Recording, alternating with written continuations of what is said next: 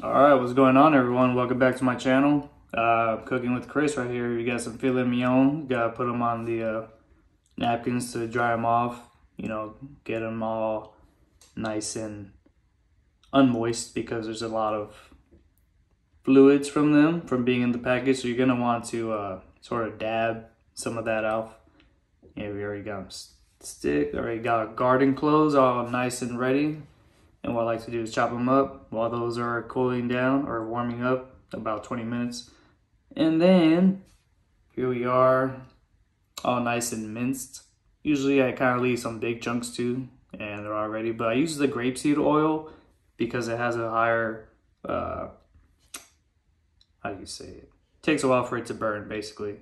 So it's better quality as well. Also gives the steak a nice layer. That way it's not like, how can I explain it?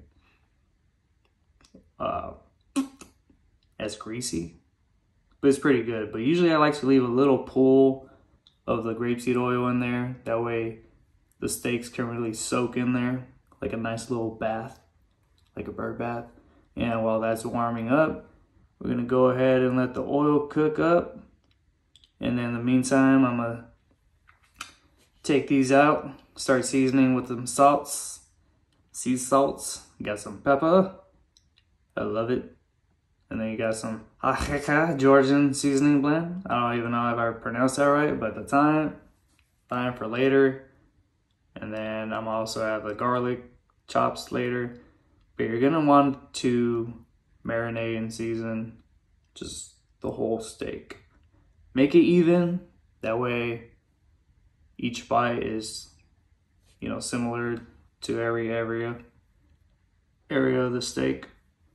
And then you're just gonna wanna, you know, it's kind of hard to actually pour and season when you're holding the phone.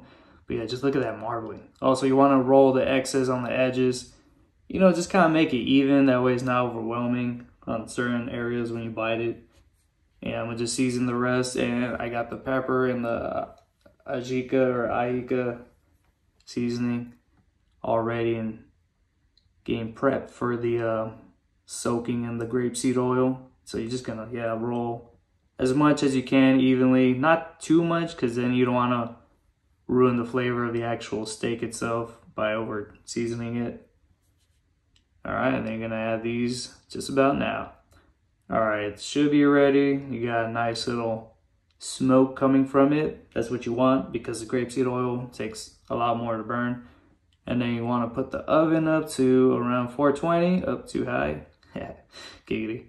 But yeah, you're going to put it around 420. Usually, I start to warm up the oven as the oil starts to bake properly, or how can you say it, smoke properly. Yeah, there you go. Get a good view of it. All right, here we go. All right, I'm going to add the steaks now. And here we go. But yeah, I'm also gonna have the butter too. I'll show you guys in a bit. So you're just gonna pop these bad boys on top of that oil. Don't burn yourself. All right, usually what I wanna do is on one side, cook it around 30 to 45 seconds. And then in the meantime, before I flip it, you're just gonna wanna leave them there. Do not move them. And then you're also gonna add the butter as well, along with the thyme. There you have it. I know I use a bunch of Trader Joe's stuff. But then, all right, I like to add the garlic first because it lets it cook within the oil as well. It really opens up itself. And then I add the butter, and then I add the thyme, and then you're gonna want to start basting all that together on top of the steaks. Usually on the part where it's already cooked because, as you can see, I slightly burned the edges. They're not crunchy, but you know, you don't want to get it to there. But yeah, it's kind of hard to do it with one hand. But yeah, just keep basting it, do as much as you can, let it cook for around, I don't know, 45 seconds to a minute. And then you can stand them up on the sides, kind of have them balance each other so you can really cook the edges. And you just want to baste it. And then you just kind of want to keep turning them on the edges and keep basting, kind of get it even, just so it cooks evenly. And then you want to put the other side down, the part that you didn't cook yet, and start basting it more. Basting is basically the main key to all of this. it really adds the, it keeps it fresh. That way the oven's ready, pop them in, bam, transfer complete. And then I like to usually leave it there for around, I want to say 15 to 20 minutes. I like mine as well done, but not too crunchy, so 15 minutes it is. If you like it a little bit more rare, I recommend anywhere between 8 to 12 minutes.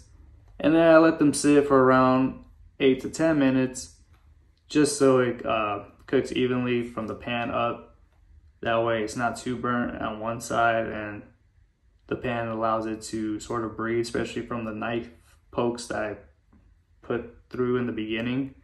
It really gives it room to breathe in the middle. And then as you can see, the final results all nice and chopped.